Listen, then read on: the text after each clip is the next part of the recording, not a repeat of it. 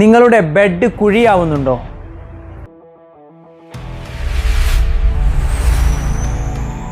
കുറച്ച് ദിവസം ഉപയോഗിക്കുമ്പോഴേക്ക് ബെഡ് കുഴിയായി പോവാം.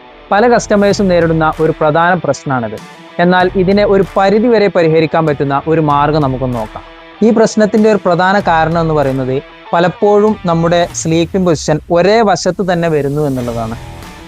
നമ്മളൊരു ബെഡിൻ്റെ ഒരേ വശം തന്നെ എപ്പോഴും ഉപയോഗിക്കുമ്പോൾ മറ്റു വശങ്ങളിൽ നിന്നും വ്യത്യസ്തമായി ഇവിടെ ഒരു പദം വരികയും ആ ഭാഗത്ത് നമുക്കൊരു കുഴി ഉള്ളതായിട്ട് ഫീൽ ചെയ്യുകയും ചെയ്യും.